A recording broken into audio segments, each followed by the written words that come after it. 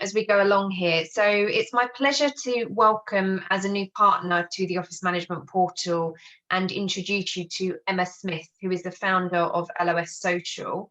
Emma actually is also my marketing manager, so we know each other very well. So I'm really pleased that she is now going to be a partner of this portal and be able to offer sessions like this to our members as well. So Emma, do you want to maybe say a little bit about yourself and say hello? Yes, so hi everyone, my name's Emma Smith, as Hannah said, and I'm the owner of Lost Social. So what I do is strategy, marketing and social media, and I'm based in Leigh-on-Sea, so not far from London, and used to the fellow commuter myself not long ago. I can give you a bit of background into what I used to do. So over my career, which is nearly 20 years now, which is quite frightening, I've worked for lots of different brands, ITV, Virgin Radio, Kiss FM, and then most recently I worked in digital advertising for Yahoo and AOL.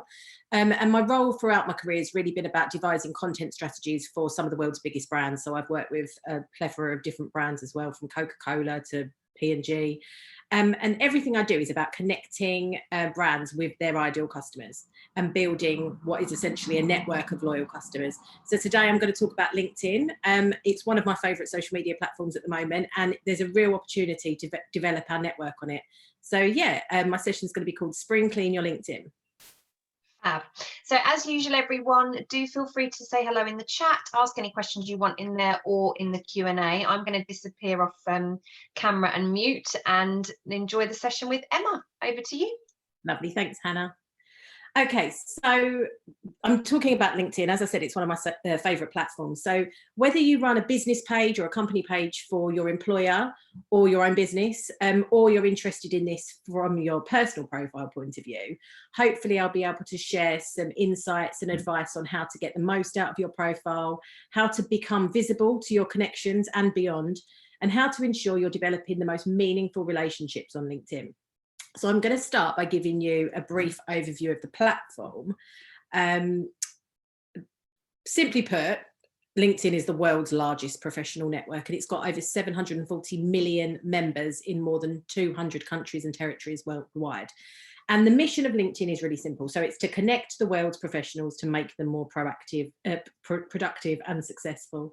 It's nearly 18 years old, so it's one of the oldest social media platforms. And over that time, it's diversified how it makes money. So they have memberships and subscriptions available, obviously advertising opportunities and recruitment. But why are we talking about it today? Well, their marketing mantra is to do business where business is done. And this basically means that when you market services on LinkedIn, you are reaching customers who are ready to do business. And it's an ideal platform for building an engaged network and raising brand awareness. And this isn't just of a business brand, but it could be of your own personal brand. And it provides a really easy way of driving traffic to your website. It's actually the #1 tool for lead generation. So if you are using it from a business point of view, you can really drive a lot of traffic that way. And if you're not already using it to develop your career for business, then you could be missing a huge opportunity, because unlike other social platforms, people come to LinkedIn specifically to see business related content, and they're in market. They might be on the lookout for you.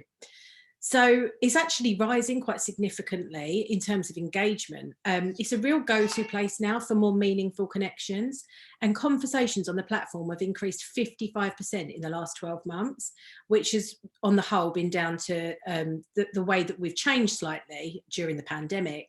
So the way we work has obviously changed, and the things that people expect from those they're doing business with has dramatically changed too. So we've come to expect more honesty, more seeing people's personal life, and there's a lot more conversations about the impact of work-life balance, equality, political inclinations, and just that kind of real life sentiment. So why is this important? So being involved in these conversations can really allow you to nurture your network, build that sense of community and a deeper connection with either people that you have worked with in the past, potential clients, or people that you may want to work with in the future. So there's 3 reasons why I really love LinkedIn. One is because you realise how many people you already know that are on the platform that you have some kind of relationship with. So when I started this business about 2.5 years ago, I obviously launched my company on LinkedIn and other social network sites. And I started to tell the story behind why I wanted to develop my brand.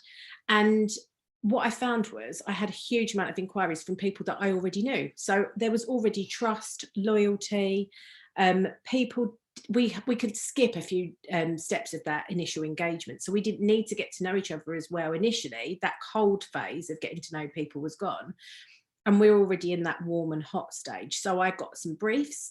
I got directed into the to some other job opportunities.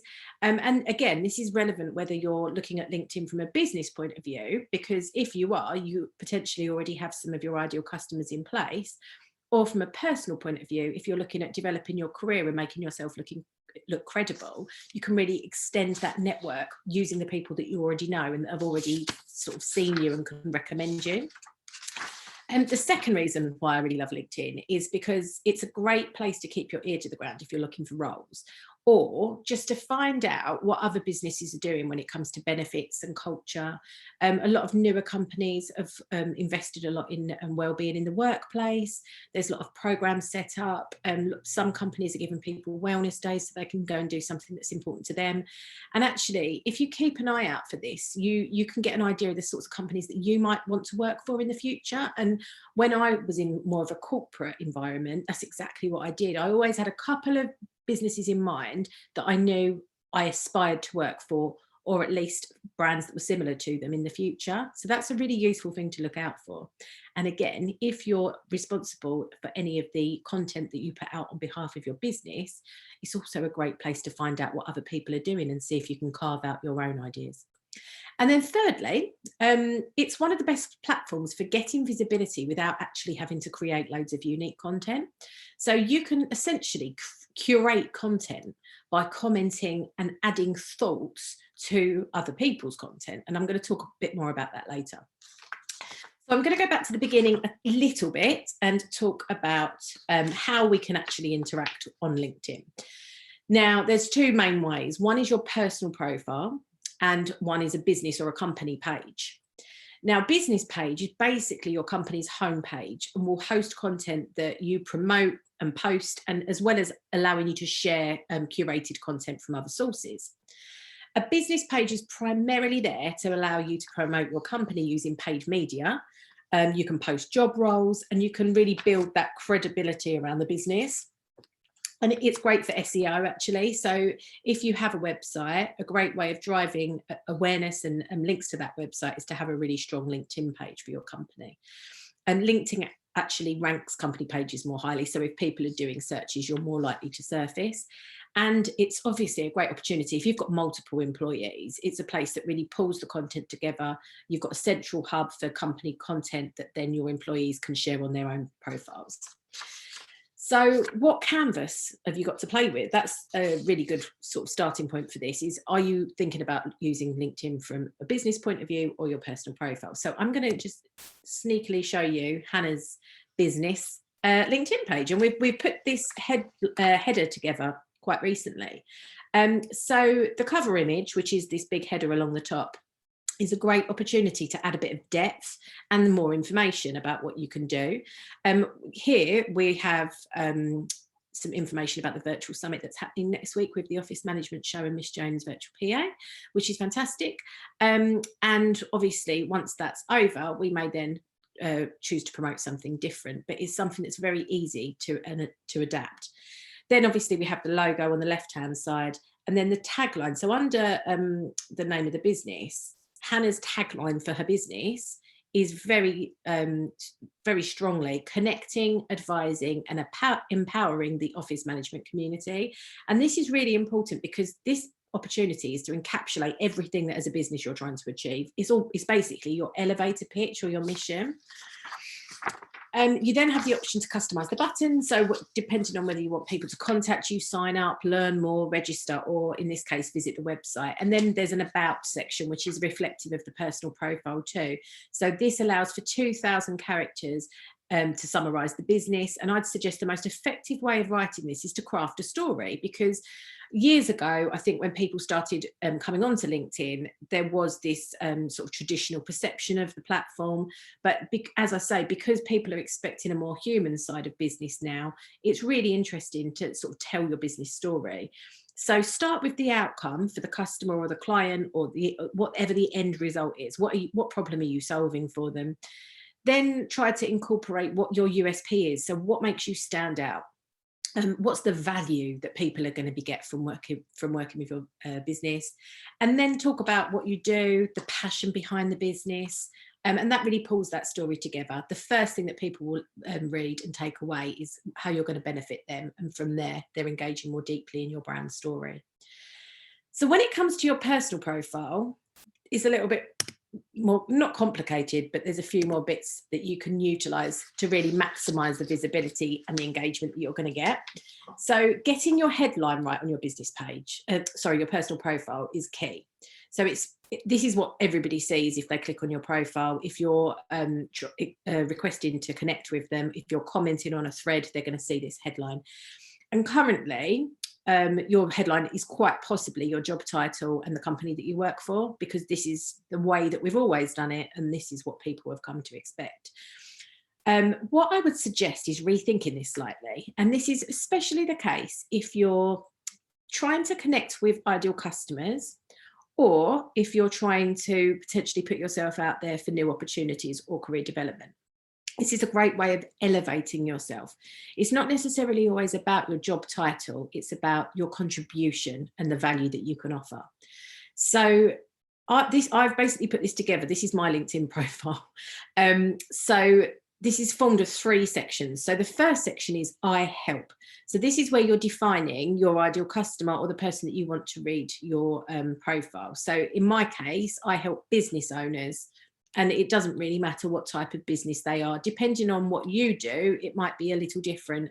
But in my case of marketing, I can work with any business, really.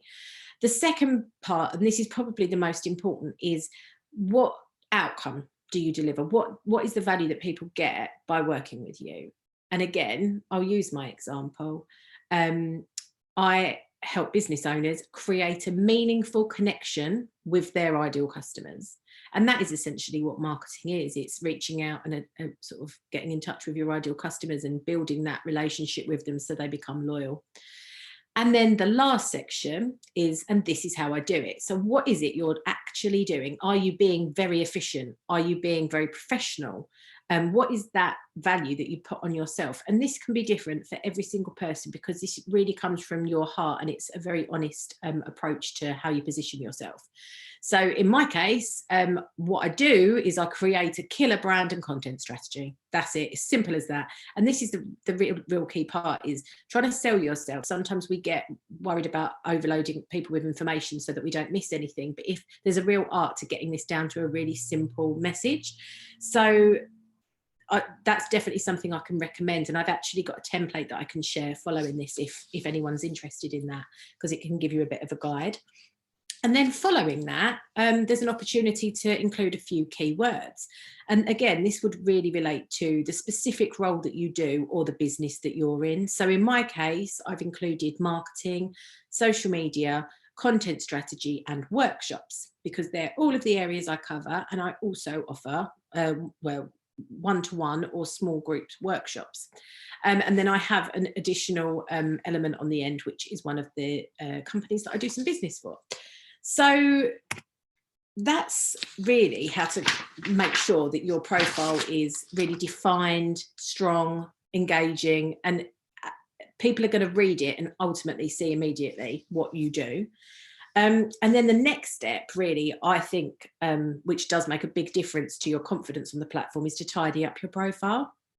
So I'm sure most people have a lot of connection requests that are just pending. Go in, spend a couple of minutes updating that, making sure that you accept people that you do know or that it could be useful for you to know. and then reject the people that are irrelevant. I had Leonardo DiCaprio try to add me the other day, and I'm pretty sure it's not the real one. So I obviously didn't accept that one. And then also something that sometimes we forget to do is make sure you're connected with everyone you genuinely know. So we've all worked with a lot of people. Make sure you go into the people you may know section, and along the top there's a section called My Network, and that will suggest additional people. Now this could be based on people that you've worked with, people that you know in your personal life, but the bigger your network, the more opportunity you have for your content to be seen, your posts to be seen, and for you to reach even more people eventually. And then the last point of tidying is really to make sure that your experience is up to date, and that your job reviews and summaries are in a really good place. Again, tell a story, talk about the impact that you've had at the forefront of everything, your education, and then your skills and endorsements. Now, with skills, there's awards and recognition, there's volunteering, and all of this is really, really positive because it adds depth to your profile. And again, I was talking about like being real and being human. That will really help, as well as endorsements, actually, because this is a great way that you can encourage people that you have worked with over the years to leave raving reviews about how it has been to work with you, which is obviously incredibly valuable and something that you can then pull out and use on a CV or a cover letter if at any point in the future you needed it. So yeah, I really recommend going and having a bit of a tidy up. And then when you've done that, it's a great way to build connections. So build your network. I'd recommend always making sure that you've got that headline cracked beforehand. So then you can really start connecting with people on LinkedIn. And again, you don't need to add everybody. You can be quite strategic about who you connect with. But whether you're doing this to build a database of potential customers or potential future work colleagues, you want to make sure that you're building the most accurate and relevant network to you. So do they serve your ideal clients' needs? Are they the sorts of people that you want to be aligned with as an individual and as a business? So it's quite interesting to know the difference between connections. So once you're connected to someone on LinkedIn, you're considered a first degree connection. And then you also have this extended network of connections made up of those people's connections, which are your second degrees. So if you were connected to me and I've got 1100 connections, they automatically would become your second degrees. And the really great thing about LinkedIn, as opposed to Facebook and Instagram, is that there isn't any algorithm capping at the moment that stops any content being visible to any of those people. So if you're creating really engaging content, there's an opportunity for that really to travel. And again, that content doesn't necessarily need to be about the business. It could be about amazing things that you've done, recognition that you've received. And these great endorsements that you're getting are actually great content for you to share and talk about how people that you've worked with really rate you. So how do you go about finding people to connect with? I've screenshotted across the bottom here the different search functionality. Now, this isn't really easy to find on LinkedIn. So you have to go into the search bar and search for something first, and then you will get these options. And it's great because you can really dig deep. So all of these filters are available. If you're in the market to extend your ideal customer base and you're looking for a specific type of industry, you can go into jobs, you can look at companies, and you can also drill down into job titles. So if you know as a HR person that you're looking for an EA, you can actually search for people by that position title. And yeah, it gets quite deep actually. So it can be really beneficial whether you're looking for ideal customers or just extending your network in general. And obviously reaching out to people on LinkedIn, and there's a couple of ways to do it. So you can send a connection request, which is like an invitation to connect. Always make sure you put some words in that invitation box and add a note. Again, it just adds that human touch and makes it much more personal, and also try and convey the reason why you're looking to connect with them, unless of course you obviously know them. And then if you've got a premium account on LinkedIn, there's also an opportunity to send an in-mail to people who you're not connected with, which is a private message essentially. If you're not a premium member, and it is quite expensive, they do offer 30-day free trials. And I would recommend, if you're looking to sort of really extend your network, to get everything in place and then sign up for a free membership, so that you can basically utilize the time that you've got access to this and send out as many requests as possible. I'd craft a really simple message, explain who you are, what you do, and why you'd like to connect. And then if you're reaching out to people because you think they could be a potential customer, try to show them some value in that message. I think you can send up to 50 a day, so it's a pretty significant amount. But again, don't waste that time, because you don't get the opportunity to have the free membership very often. And if you are trying to increase followers to a business page, which is challenging in itself because it's something that you do have to put a bit of work into, the best place to start there is to encourage all of your employees, the partners of the company, real loyalists, to invite connections to follow that page as well. That's just kind of a first step in that process before paid advertising as well. So your profile's clear, your customers get you because they read your headline as soon as you've reached out to them. You've got that strategy in place to extend your network. So what content are you posting? And how is it important? So there's three main ways to get visible on LinkedIn. The first is to create bespoke, unique content. It could be something that's thought-provoking. It could be topical. It could be imagery that really engages your followers. It's Earth Day today, for example. So you might create a post, either a visual or a text-based post, about something that your business is doing or that you are personally doing to look after our planet. Something quite topical that's going to be interesting and that you can then tag, obviously, and then it's going to get a bit of traction. Obviously, creating content for a business is probably something that's part of an overall strategy, and something I'd always recommend having a strategy. If you're posting from your personal profile and you just want to keep that conversation going, post things about that you're really passionate about. So if you're a parent and work-life balance is really important to you, there's loads of conversations about that type of thing happening online. Why don't you sort of get inspired about a topic and then share a personal insight, talk about how working from home over the last 12 months has been great or not so great, depending on how it's worked out for you, and think about sharing with your network some thought leadership. The second way to get visible is to curate content. And this is where you're basically sharing other people's or businesses' posts and adding a bit of comment to it. So you could be sharing a news article and adding some commentary. You could be commenting on something that somebody else has posted about work-life balance again, for example. You could be sharing something a business has written about Earth Day and how important it is. And you can use any of this content really to add depth and get your personality across without worrying about having to write a really long white paper or PDF. So there's so many opportunities. And as I've said before, I mean, I work heavily with Facebook and LinkedIn, and the way the algorithm works there is that it caps a lot of engagement, and it has so more in the last 6 months than ever. But with LinkedIn, that isn't an issue at the moment. So it's a real interesting place to be. I recommend hanging out on LinkedIn regularly just to kind of see what's going on and get a feel for your peers. And then the third way to become visible on LinkedIn is to like and comment. So you will probably often see content from people that aren't your first connections because one of your connections has liked it or commented on it. And again, this goes back to what I was saying about the algorithm. The discoverability opportunities are really big. And I've discovered, I mean, every day I think I discover new content that hasn't actually been shared by a connection of mine. But I've found it through them liking it or commenting on it. So it's definitely worth thinking about.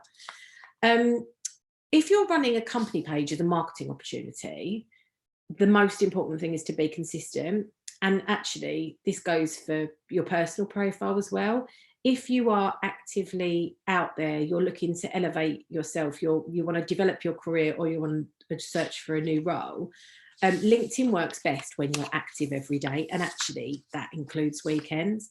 So it's not vital, but if you have time to dip in for 5 minutes every day, every morning, as part of a routine, you'll very quickly see a shift in how many profile and post visits you get.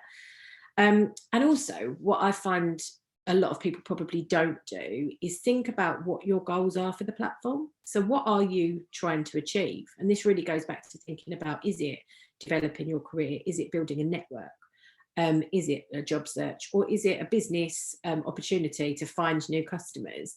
So really think about what those goals are, because that might skew how you then write that headline and then how you actively reach out to try and connect with people.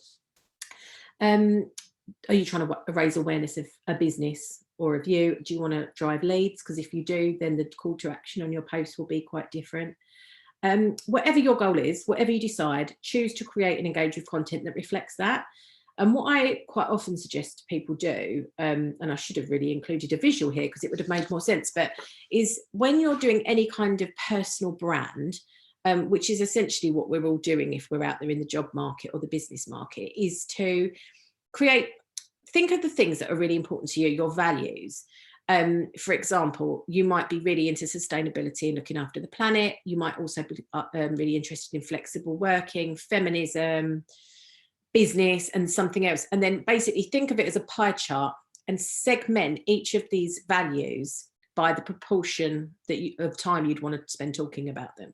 So if you're really green and vegan and into the planet, you might want 40% of the content that you share and produce to be around that theme.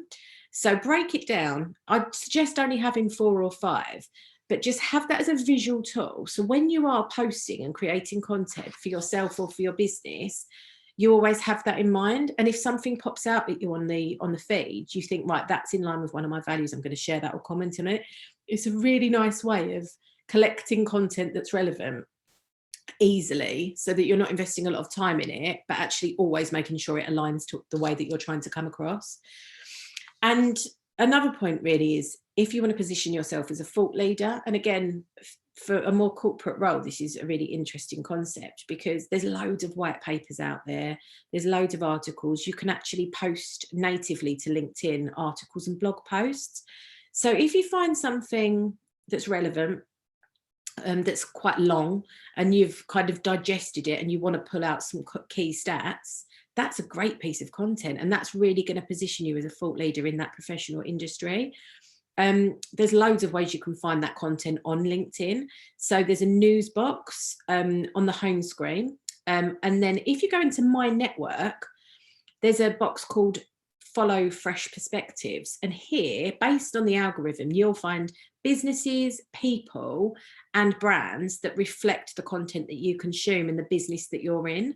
And I found a few really interesting people that I wouldn't have really thought to follow on LinkedIn, but actually have got a real great ethos, and I find their content really inspiring. So yeah, going back to the kind of having the strategy in place, if you're going in every day, just make sure that you're linking it back to something, because what you don't want to do is randomly comment on content and things like that, because it's not really going to have that consistency. So yeah, I think that pie chart could be a great idea.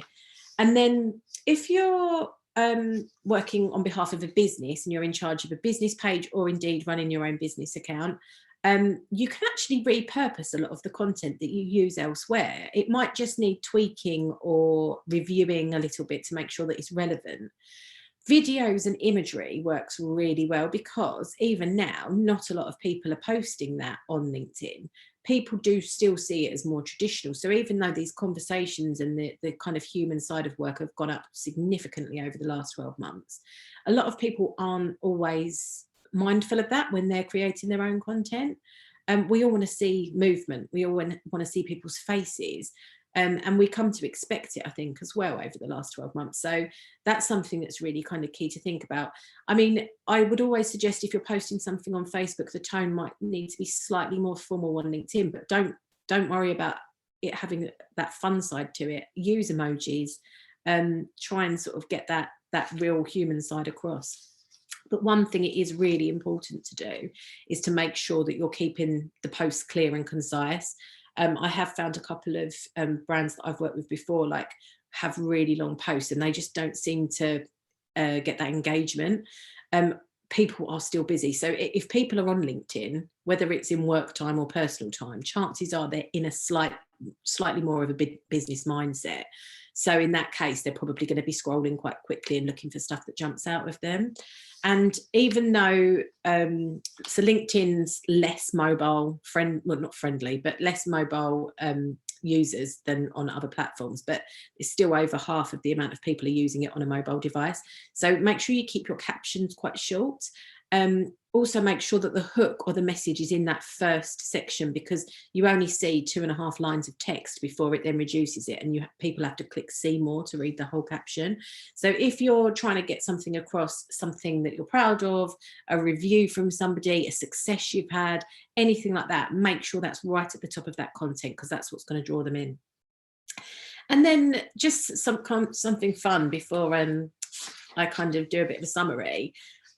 One way that people are encouraging engagement on LinkedIn is to utilize the 6 different reaction buttons that are on the post. I haven't included it here. So you've got like, celebrate, support, love, insightful, and curious. So people are obviously sort of recognizing it and engaging in slightly different ways. What a few people have been doing recently, and it seems to be working quite well, is if it's almost using it as some kind of poll. So if you've got 6 things that you want to ask about or get an opinion on something, getting people to engage based on one of those. So it might be that you've got 6 different new logos, and you want people to vote, like, celebrate, support, depending on which one that they really like. That's actually working really well, and also it brings that fun element to it, which I think there's still a lot of room for. There are also polls. Obviously, LinkedIn have also rolled out stories, and I'm not sure what the engagement is like on stories at the moment, because personally I haven't seen that many people making them. But that's a great opportunity if you want to kind of put yourself in front of a camera, which is the way social media is going at the moment. People really like seeing people. And then hashtags. Last point I'm going to make before I kind of summarize. We always associate hashtags originally with Twitter, and then now on Instagram, really. But actually, they're a great tool on LinkedIn. I follow quite a lot of hashtags that are relevant to my industry. Don't overload them, because I mean, you can use up to 30 on Instagram, and it's actually really valuable to build your network. Although on LinkedIn, I'd normally suggest between 3 to 6, so it doesn't interfere too much in the actual content. But yeah, they're a great discovery tool. And also search for hashtags to see which ones are kind of being looked for. So yeah, so my last piece of advice really is to just be human. So like, people buy from people. It doesn't matter where we are. We could be on the most informal or the most formal platform on the internet, but actually people buy from people. So show the real side of you, your business, if that's why you're here, and don't be afraid to be honest. There needs to be a slight filter, but be thoughtful, and be true to yourself. And so hopefully that's given you a bit of an insight into the platform. Hopefully there's a bit of an incentive there to have a bit of a spring clean and tidy up. And if anybody would like any advice in the future on anything to do with LinkedIn or other social platforms, please do let me know. I will stop the share now. Thank you very much, Emma. That was fab. And I think that's given lots of great tips to everybody. We did have a question from someone about, what are your thoughts on the best number of comments and likes to get started and being noticed? The best number of comments and likes. What I wonder whether this is in regards to like tracking engagement and success on a post. It was a little while ago. It was about 10 minutes ago, when you were talking about posting maybe at the weekend, and that area, it was raised then. Okay, yeah, I mean, if you're posting, if this is regards to posting yourself, I think don't worry too much initially. Oh, in terms of the algorithm, what is the thoughts on the best number of comments and likes to get noticed in terms of the algorithm? I'm not 100% sure how they rank individuals, because obviously with Instagram it's much more about savable content and video content now. I think LinkedIn's algorithm it works wonders for people, actually. And obviously there's certain things they will always prioritize businesses over personal profiles, just because that's the nature of their business. I'd imagine comments are going to rank higher than likes, Although, as I was just demonstrating with the different celebrations and the different ways of engaging, I think that does help. If people aren't just clicking like and they're clicking different reactions, I think that's going to rank you slightly more highly as well. But I think if you're starting from a very low base, don't worry too much initially about how many people are liking and commenting, because it is building up that consistency. And on any platform, you're never, if you start posting every day, you're never going to see a huge uplift in comments and likes immediately. It's going to be something that builds up over time. But I mean, always respond to other people's comments if they're commenting on your post. That's a really great way to start that conversation. And also, one of the real good things on LinkedIn is to tag other people in. So if you think other people would benefit from a conversation, that massively widens the visibility on that particular post. So that's quite a good tip there. Thank you very much. Are there any other questions from anybody? No? Okay, super. Well, thank you so much for joining, everyone. And thank you, Emma, for sharing your LinkedIn tips and wisdom with us. And, you know, it's such a minefield. There's so much to that platform. I can't get my head around it. So I'm glad I've got you to help me navigate it. And as always, we'll share the recording of this afterwards so that everybody can catch up and watch it if they missed out. Great. Thank you so much, guys. Thank you. Take care. Bye. Bye.